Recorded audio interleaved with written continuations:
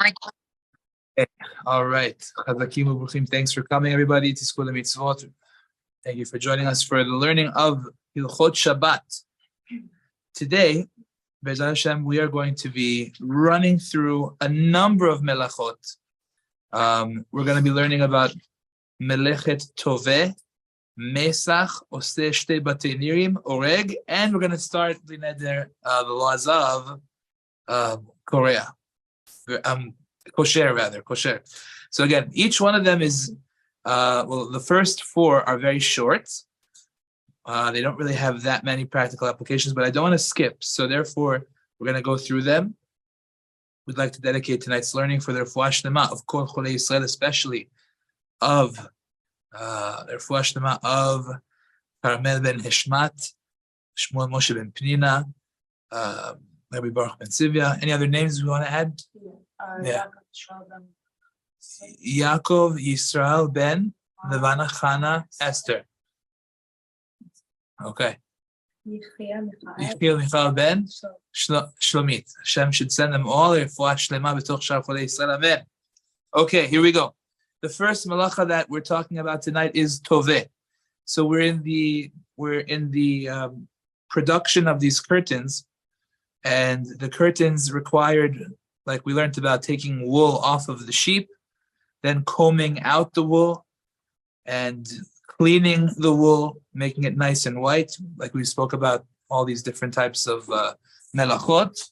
Then they needed to spin it into a fiber. So the malacha of Toveh is to spin the wool into threads.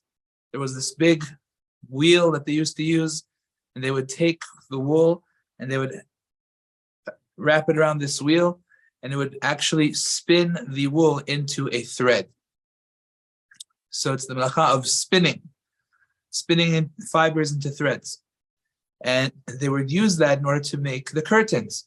Now, as long as you made a string, one string even, that's 4 tefachim long, so like 12 inches, let's say, so then you violated this melacha.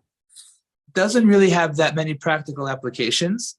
Tzitzit strings, like on a talit or on your kid's tzitzit, that are frayed by the end.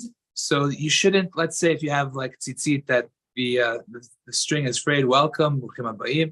So if it's frayed, so then to spin it back together would be the melacha of Toveh, of spinning. Doesn't really come up so much, but you can't string the hair while it's on an animal. You can't spin cotton into making like a wick. Right? That's forbidden. That's the melacha of Toveh. Those are all the real practical applications that come up from this melacha. We have a question? How do you spin the string? In other words, if Be'ezrat Hashem, if you ever see let's say your son will have a pair of tzitzit, and you'll see that it kind of unraveled at the bottom of it. Yeah. So then naturally what you want to do is you want to kind of get it back together. So you spin it back. Oh. That's the melacha of Toveh. Okay. Great. The next melacha is called Maisach, which is the melacha of warping. Again, this is all part of the creation of the curtains of the Mishkan. It's not really so applicable to us nowadays. The books bring it down, but then they say it doesn't really come up so often because of the fact that you have to get the threads on the loom. It's the act of setting up the threads on the loom in order to get it to be ready for the weaving process. So again, we're mentioning it, but we're moving. Maisach. Okay, next. Oseh, Shtei, Batei, Nirin. So over here in this melacha, what they would do is they would tighten the warp and woof strings. Warp and woof strings means there are some strings that go from east to west, left to right. There are some strings that go up and down, north, south. So one is the warp, one is the woof. So the act of stretching them and tightening them so that they're ready for weaving is a problem. So there are a few practical applications that come up from this. Number one, if you ever find yourself in the mood of making some kind of a basket, a net, a sieve or a sifter, anything that requires taking threads and stretching them and tightening them. So that is a problem of Oseh Shtei Batei Nirin. It's also other problems of making a vessel. But don't make a mat of bamboo leaves or of bamboo or lulav leaves, things like that. No making straw baskets, no making the lulav holders, that hold the lulav and those things that stick out on the side. No making out of these things fans, for air. Because whenever you are taking fibers or strands or threads and stretching them and making them tight and making them hold their position like that, in all of these cases, that would be considered Oseh Shtei Batei Nirin. That's what the poskim say. Now, again, these are things that don't really come up that often, but I don't want to skip. So it's important to be aware of that. So if let's say you ever find yourself in need of one of these things, a basket, a net, or a sifter of some sort, don't do it on Shabbat. Okay. So far, so good? Great. Okay. The next one is the act of weaving. Oreg. Aleph Vav Reish Gimel. The act of weaving is inserting the warp threads into the woof threads and coming up and down, etc., and weaving the threads together. This was usually done with a tool that people used to weave with, but we don't really use that tool that often nowadays. But whenever you have threads that you weave together, that is a problem of Oreg on Shabbat. So, for example, if you weave detached hairs together, that would be a problem of Oreg. So, for example, if a person has a sheitel and they want to braid their sheitel, they should not braid the sheitel on Shabbat. The reason is because that would be a problem of Oreg. Now, I believe we already discussed the idea that braiding on Shabbat a person's own hair is a problem of building on Shabbat, which is interesting. If it's on the body, it's called building. The Gemara goes through that. But when it's detached from the body like a sheitel, so that would be a problem of weaving. Another very interesting thing that I saw is sometimes, I guess you're in a rush or you're running, you bump into something, and there's a little bit of cut. There's a little cut in the material of your either shirt or whatever it may be. And there's this annoying kind of snag in the fabric. It's happened to me many times. I'm walking by something, and then all of a sudden the tie gets caught in something, and then there's like this string that got pulled, and then a lot of the fabric kind of gets ruffled up like this, like that. So the most natural thing to do is to kind of open it up again and get that thread, just kind of smoothing it out all over again. So believe it or not, the poskim say that is actually an act of weaving, because you're putting back the threads to where they were supposed to be. The warp and the woof threads are going back to where they were. They were moved out of the right spot. Now you put them back.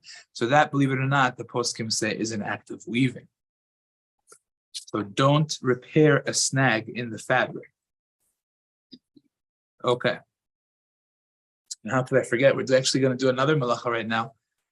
Melachet Potse'a. Potse'a is to undo the weaving. So, if a person, let's say, wants to, play with some old tzitzit threads and they want to unravel it, that would be a problem of Potse'a. A person has a sheitel that has a braid in it, and you want to undo the sheitel braid, that would be a problem of Potse'a. If a person has, let's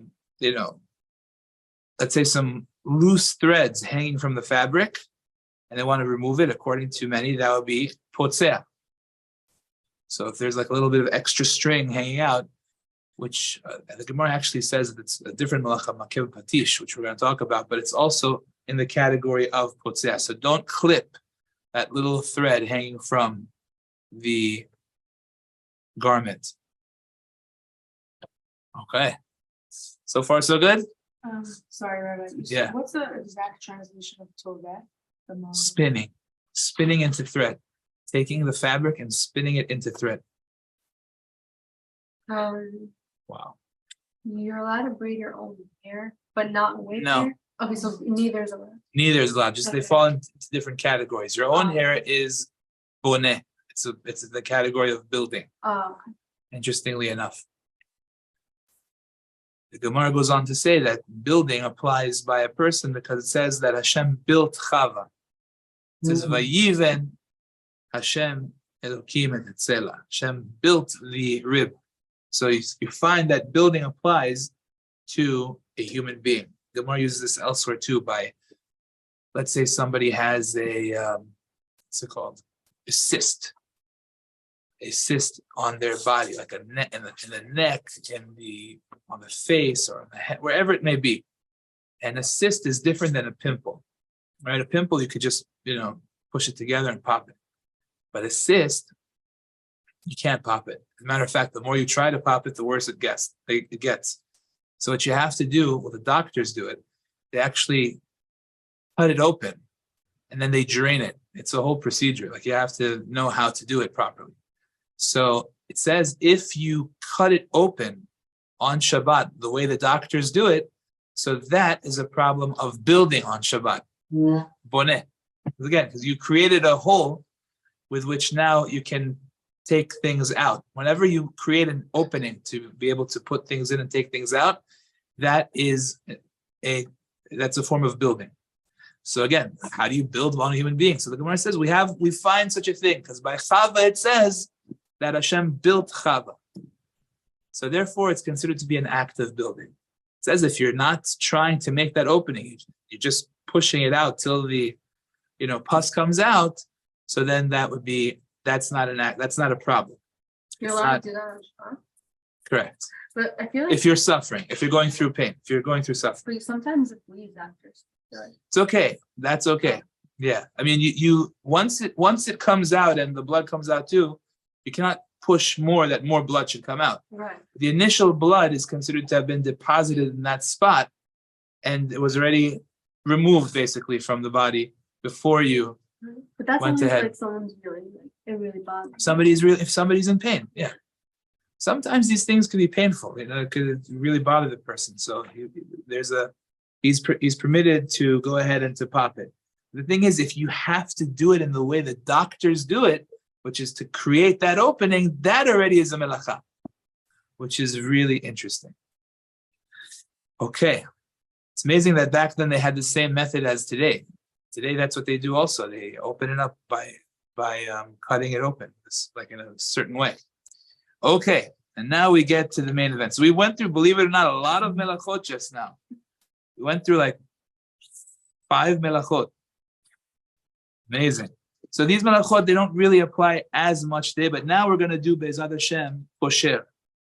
Kosher is really coupled together with matir as well. Kosher means to tie a knot. Matir means to untie a knot. So the Gemara wants to know, where is this in the construction of the Mishkan? So the Gemara gives a couple of answers, and one of them is that they needed to make nets, like fishing nets, in order to trap the chilazon. Chilazon is this aquatic kind of fish/snail that had blood that was the color blue. And what they did was, in order to catch these creatures, you had to have nets. It's an interesting answer because a lot of people ask the question, the construction of the Mishkan took place in the desert. Truth of the matter is, in the desert, there were no chilazons to catch, right? So it's an interesting answer that the Gemara gives. Some want to say that this is referring to when they were back in Egypt and they had to catch the chilazon by the Nile River. So over there, this is what they had to do. So in other words, the preparation for the Mishkan was already when they were still in Egypt, which is a very interesting thing. It's true. It happens to be. We know that Yaakov Avinu brought the acacia wood down from Israel and planted it in Egypt so they would have it on their way out. So they knew they were headed towards this concept of Mishkan. So it's not so far-fetched. But that's the answer that's given. So in order to make those nets, they had to tie knots, each string with the other one, tie a knot over here, and to make these nets. So you need the act of tying. And in order to, sometimes the Gemara says also with curtains, There were certain things that needed to be untied and then redone. So the act of tying and untying was a part of constructing the Mishkan. Okay. Now, there are two main components in the act of a knot that is a Torah level knot. These are the very important components we have to talk about. Number one, it has to be, in order for it to be a violation of the biblical prohibition of tying a knot, it has to be a knot that is a skilled knot. It's called kesher uman, which means it was skilled. For example, there are all kinds of knots out there. There's the cat's paw knot.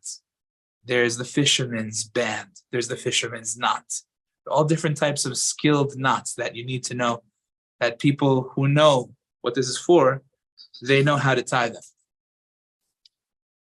The Gemara gives as an example, kesher sapanim. There was a knot that was made by the sailors to dock their boat. So they always had this rope that they closed up, and what they would do is they would take the rope, and that rope would always stay there tied up in a knot, so that when they would come close to the dock, they could simply throw the other rope into it and lock in the boat. So that rope stayed there, but it was a strong knot. There's also kesher shel gmalim, which means the knot that they would use, that they would wrap inside, that they poke a hole inside of the camel, and they would put a rope inside of his nose, and they would knot it in a certain way that it would stay tied forever, so that if you ever wanted to park your camel, that knot would be there, and you would simply attach it to wherever you want it, and that way it couldn't go anywhere because it's literally tied by the nose. Now, the other element that we're talking about over here is the fact that it is a permanent knot. So in order for it to be a biblical violation, it has to be two things. Number one, a skilled knot, meaning not every Joe Schmo knows how to make it, only if you really work on it and learn it as a skill. And it has to be a knot that is shel kayama, which means that it is permanent. It's meant to last. It's not going to be undone anytime soon. Now, if you have both of those factors there, it's a biblical violation.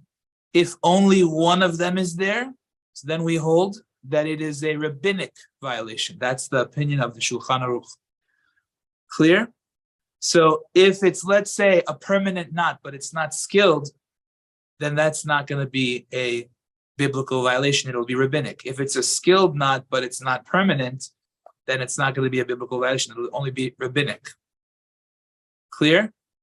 Okay, so that's going to be an important factor. And I'm sure at this point, you guys know why it's so important to know whether something is prohibited on a Torah level versus on a rabbinic level. If it's on a Torah level, then there's really nothing that we can do.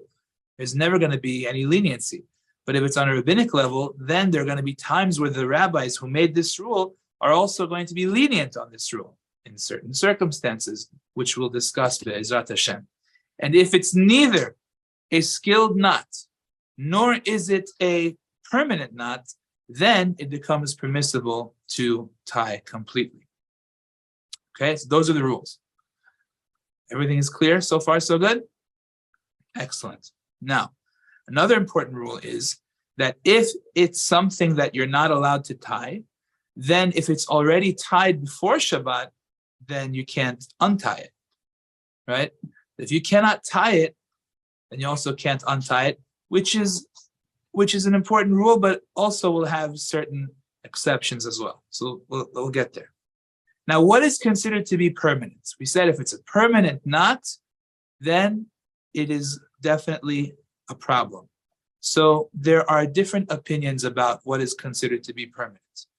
The first, meaning that will prohibit you from doing it. The first opinion says that so long as it was meant to last more than 24 hours, it's called permanent. If it's meant to be untied before 24 hours, it's not permanent. That's the first opinion. Now, that is the opinion of the Mishnah Berurah, and many hold like that.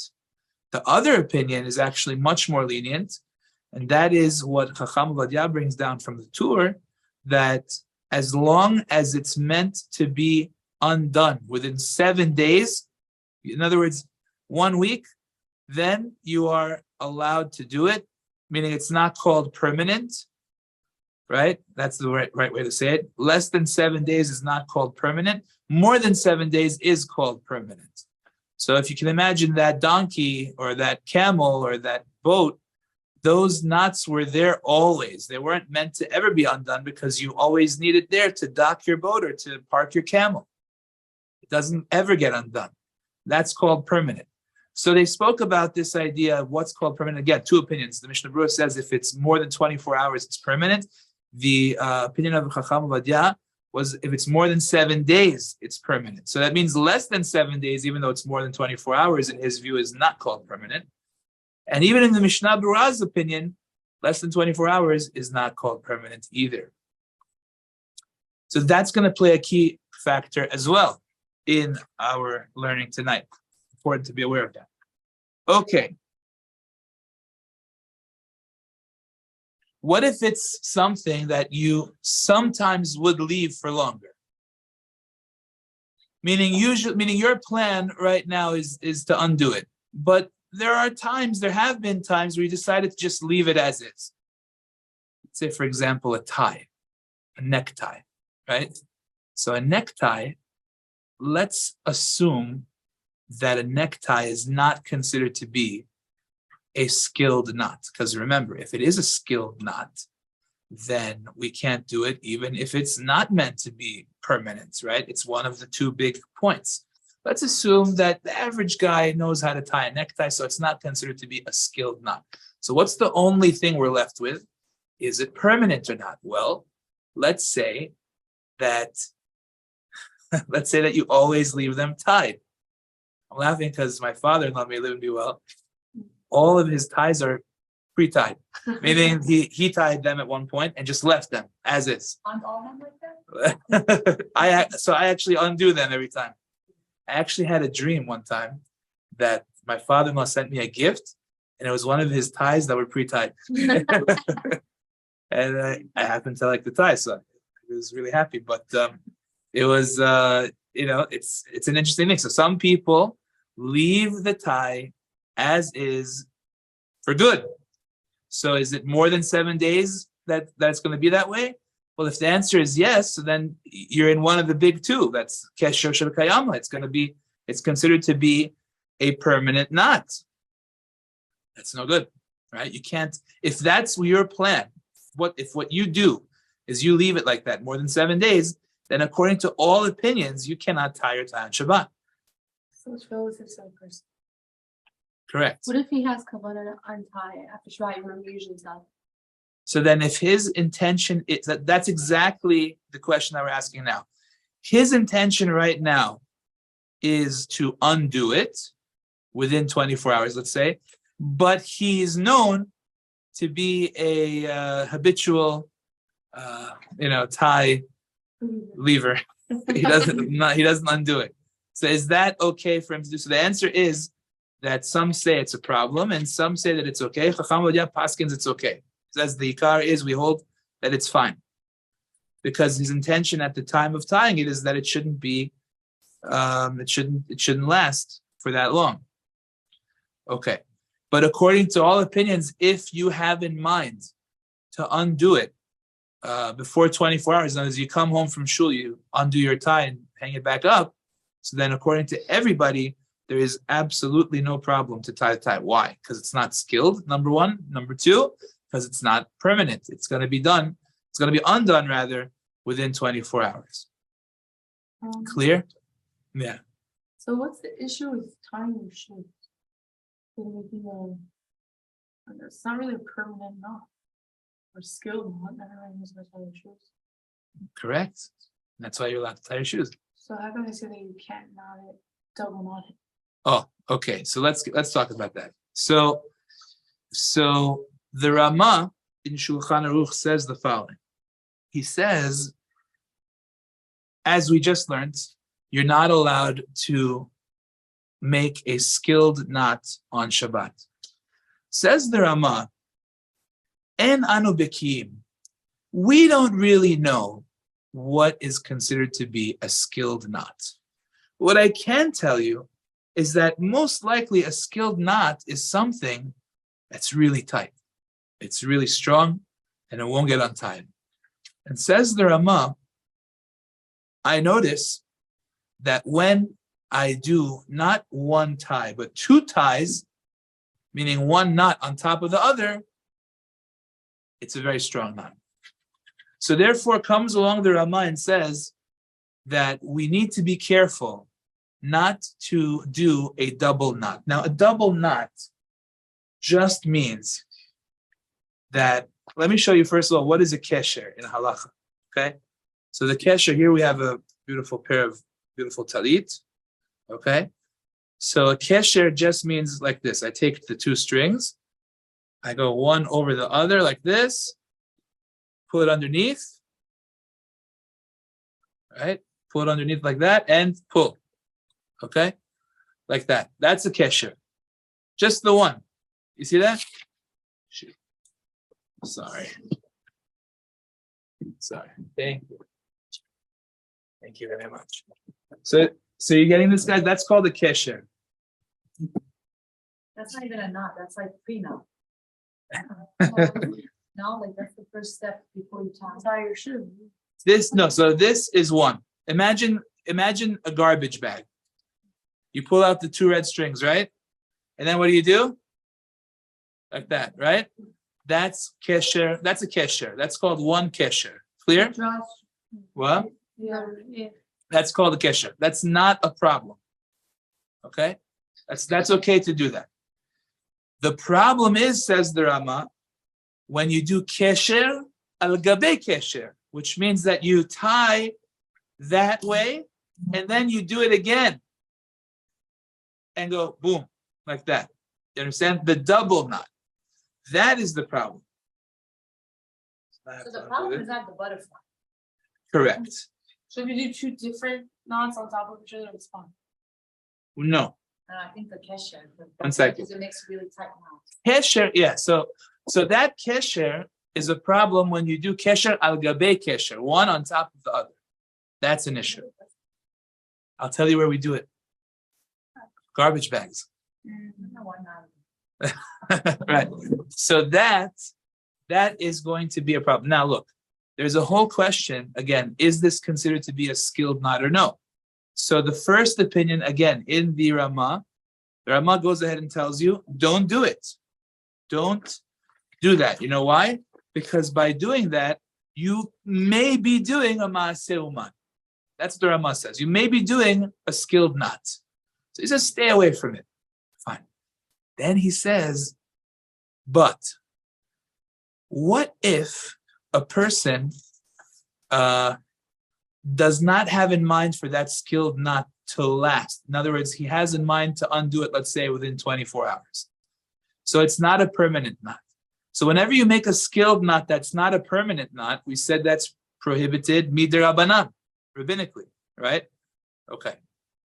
Now, says the Rama, if you have a situation that you are bimakom tsa'ar, which means you're suffering if you don't do this knot, okay? Something that is really going to cause you some kind of suffering. Or let's say the opposite. You have a double knot, right? But the plan was not to leave it there forever, right? The plan was to undo it, right?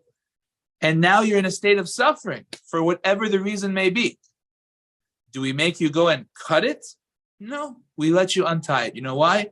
Because since the whole knot in the first place is only midirabanan, why is it only dirabanan?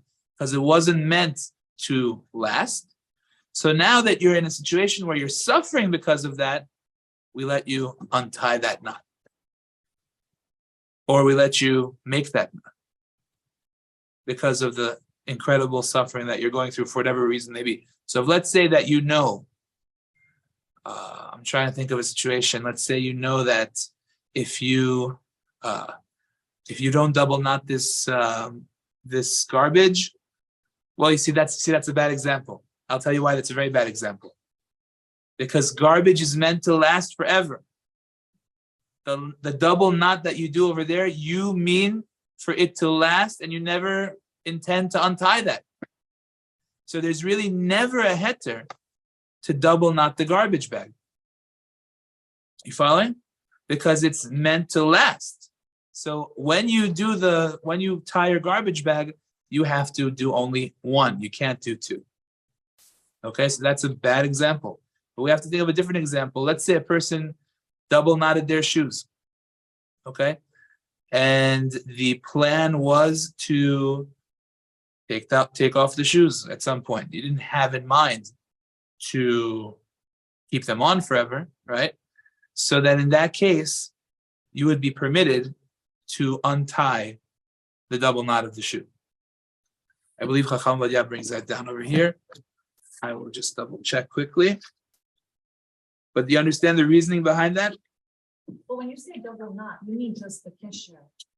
The kesher on top of the kesher. You're not talking about the way we tie our shoes. So the way that we tie our shoes is what we call anival gabe kesher, which is a bow on top of a kesher. Because there is the first kesher and then there's a bow, which is fine, correct. But then if you double bow, right? So now that's already more of a problem. But I'll read this to you inside. Yeah. My students' shoes always fall apart, even if I double knot. If I double knot it and it falls apart, it's not permanent. Correct. The question is it skilled? Right. The question is, would that be considered skilled? Here, let me read you this piece from Chacham Vadia. Here. Second.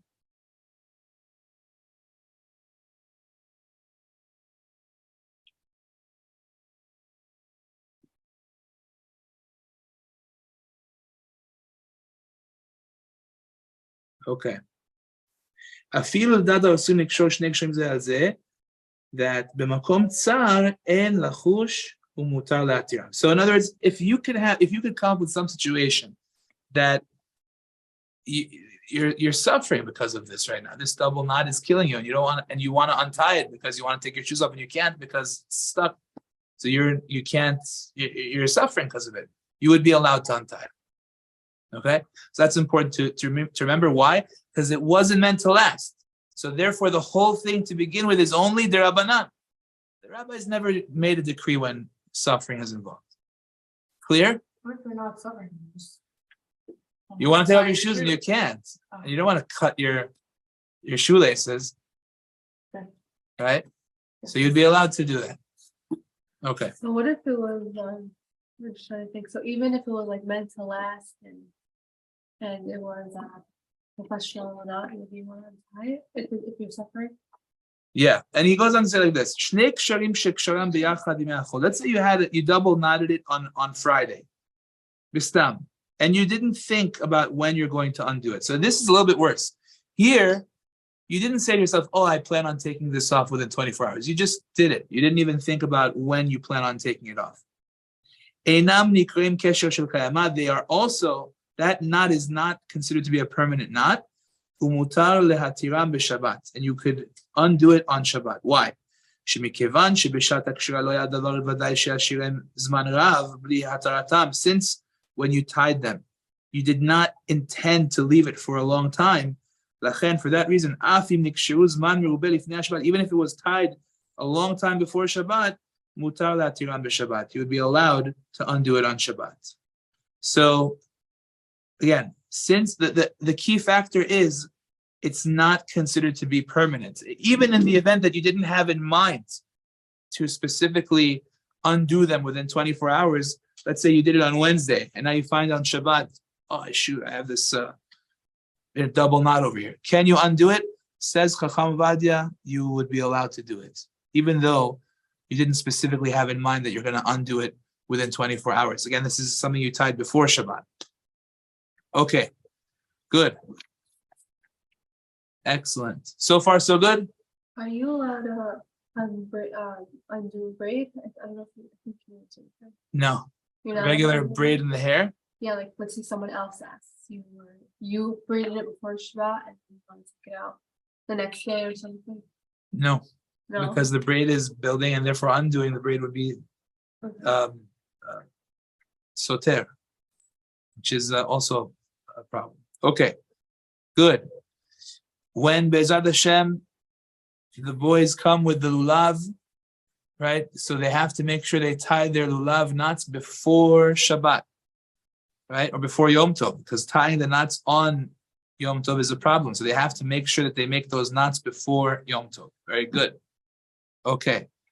Now, let's say you had a knot already in existence before Shabbat. Do not add a second knot to it on Shabbat, because that would be also considered kesher al gabe kesher, and therefore that would be a problem. Like we said, aniva al gabe kesher is good, which means that the bow on top of the shoelace tying would be no problem, like we learned. I saw a really nice chidush from Chacham Vadia that he brings down from a bunch of great sources. He says that if a lady has a tichel and she wants to double knot her tichel, she's allowed to. Okay, it's very nice point that he makes. He says, what's the whole reason that the double knot is an issue? Like we said, the Ramah says maybe this double knot is what we would call a skilled knot. But over here, he says the tichel knot that they do, if they double it up, it's not that tight. It's not so super duper tight, not so strong. So therefore, and also many times the lady, I guess the assumption is that the lady will undo that knot within 24 hours. So if she undoes it within 24 hours, or in the other opinion, Chacham Uvadia, alav hashalom, in his opinion, 7 days. If she plans on untying it within 7 days, then it's okay. It's not considered to be a permanent knot, and this is not considered to be a skilled knot. So it's not permanent and it's not skilled, and therefore they can do it. Yes. You can untie it on Shabbat, or it's wait till after Shabbat. No, you can untie it on Shabbat. Yeah. Even a double knot? Even a double knot. Again, the whole issue of the double knot is maybe it's considered to be a kesher uman, which is a skilled knot. And if it is, then it's a problem. But he says over here, it's not a skilled knot. It's something that's pretty loose. It's not that strong. So therefore, there's no question it's not called a skilled knot. And for that reason, she could do it even if she wants to double knot it on Shabbat, as long as she's going to undo it within either the first opinion 24 hours or 7 days. Clear? Yes. What if you have like a chain of a necklace or some strings that children play with, like get all fun stuff together, and you have to like take them apart? Chain of a necklace. Yeah. Just pulling it like Recording. Like it gets tangled. Imagine I didn't put it away the right way. Oh, okay, great. As far as time, great question. Okay, very important rule. It's never considered to be a knot unless you want it to be a knot. Meaning a knot that happened by accident, that's not considered to be really a knot. This comes up a lot by shoelaces. Sometimes, I don't know, maybe I'm just talented like that. Sometimes I just pull it, and then it, for some reason, instead of just nicely coming open, I made this really tight knot by accident. I don't know how I'm able to do that. And then with my lack of fingernails, I can't get it undone, and it's just really whatever. So anyway, so to undo that on Shabbat would be fine. Why? Because I never had in mind to make the knot in the first place. Clear? That's not considered to be a knot. Yeah. So just to double check, let's say you have like a shopping bag with, let's say, snacks, and you don't want to go before Shabbat, and then you want to get snacks on Shabbat. It's not a problem to do at some point. You can open it, or no. So you double knotted a bag before Shabbat, shopping bag. Okay, so the shopping bag in the first place is probably not that tight of a, when you double knot a plastic shopping bag, is it? Like a garbage bag. Yeah. It's that tight? Okay. So if it is, so then now we have to ask ourselves, well, when did you, it's interesting. In this case, I wouldn't say you're like, probably be better. Yeah, that'd probably be better. Because you, I don't know what you had in mind when you did it. Do you have, first of all, are you like suffering? Do you need the food right now? Is it? No, but it happens with like groceries also. Like, let's say shopping bag. Yeah. You double knot so it doesn't fall out, and then let's say you throw it that way. So Yeah. better to just make a hole, or you know that like at some point in the week you would open it. Each box. According to what we read before, it's fine to open it. That's what we said before I read it to you one more time. He says, Shnei ksharim, sheksharam biyachad b'me'achol. You have two knots that you tie together on a weekday. Bistam, he didn't have in mind when.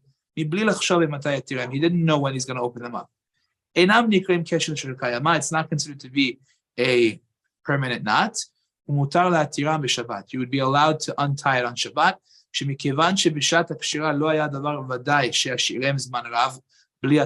Since when you tied it, you did not intend to leave it for a long time, meaning you didn't know when you would untie it eventually. Even if they were tied a significant amount of time before Shabbat, still mutar latiram b'Shabbat, you can undo it on Shabbat. According to that, you would be able to do this too.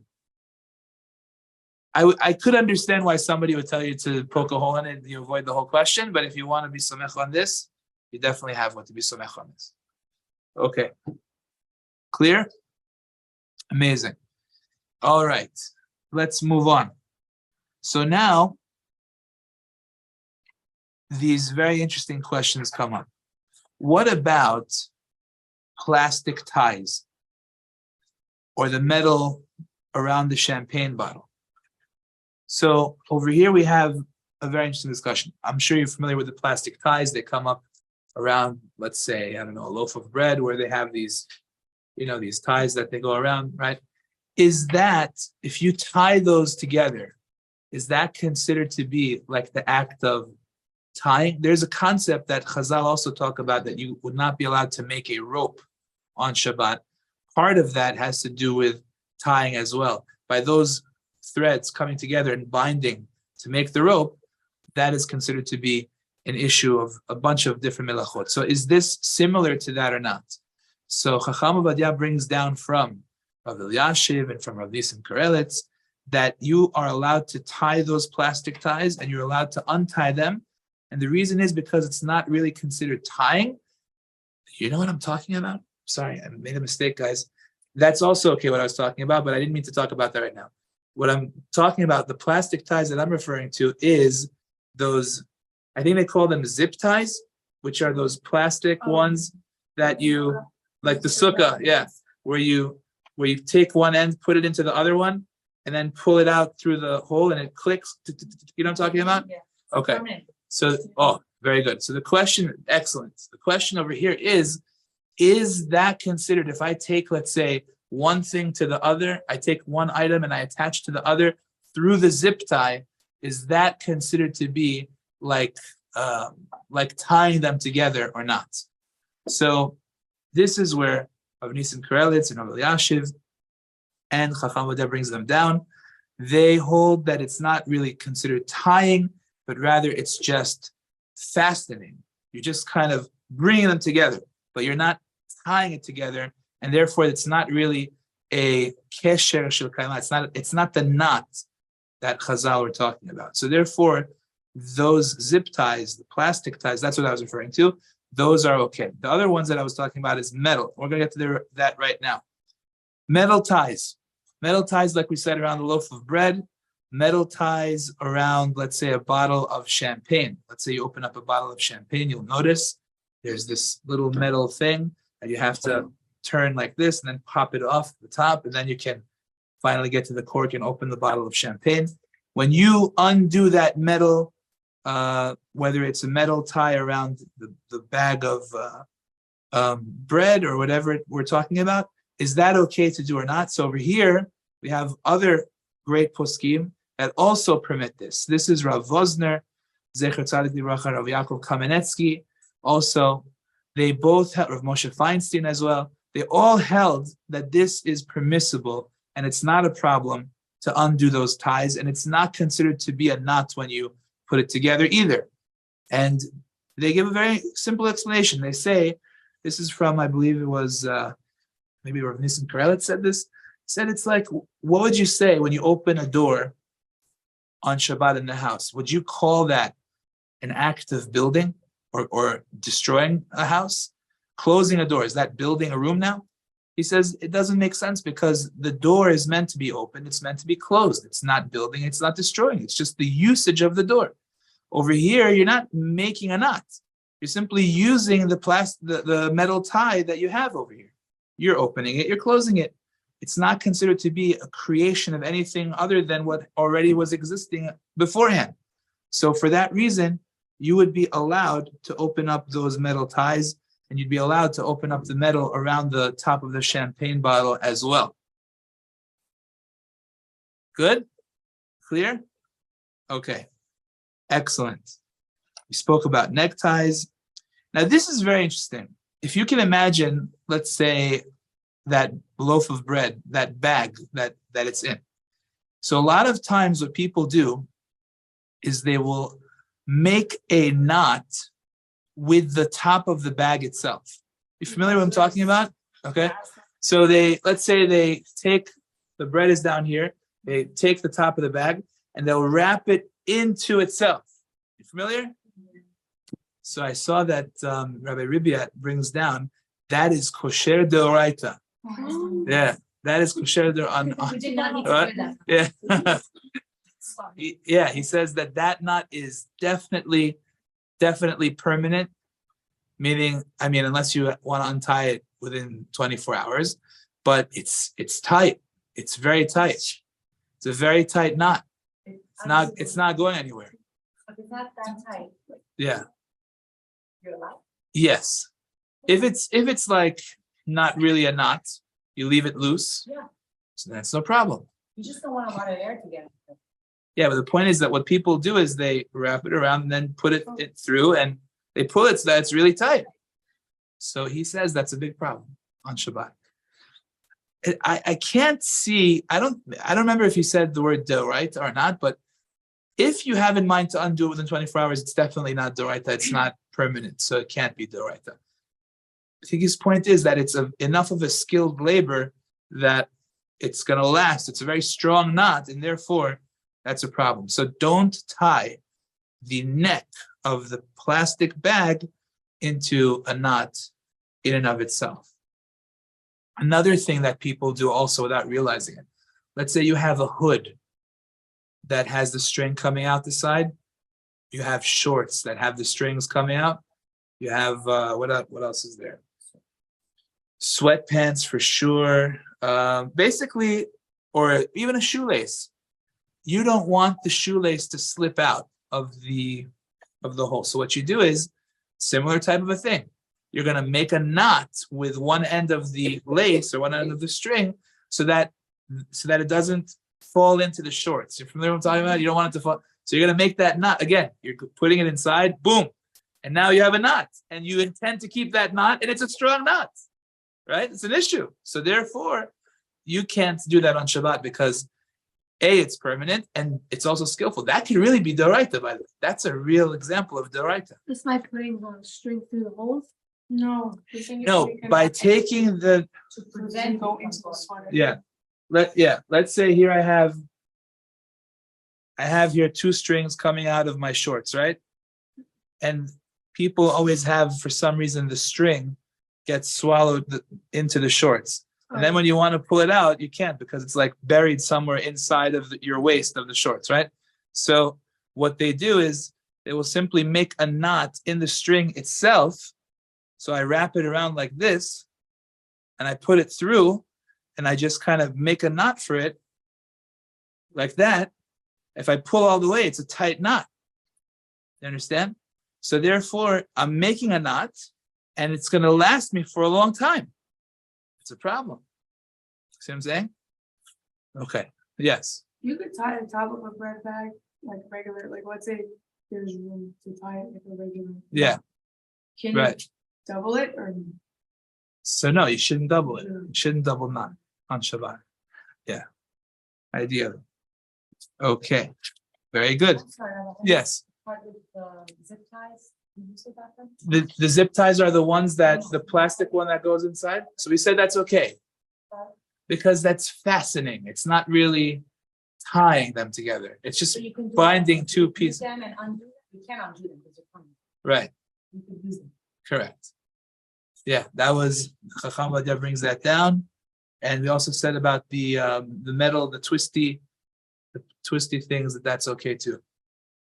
Okay, the metal and the champagne. So fastening is allowed? Well, what do you mean? But in which way? Like by So it says you- fastening. meaning you're fastening them together, but you're not tying them. You're not taking two set. You're not meaning like this. You take that end of the plastic, right, and you push it through the hole, and now it clicks together, right? Okay, so that is not an act of tying. See, the two ends together. If I take them and I tie them and then tie them again, that would be an act of tying both sides to one another. Here, I'm not really doing that. I'm just having one go through the other. It's not an act of tying. That's what he's saying over there.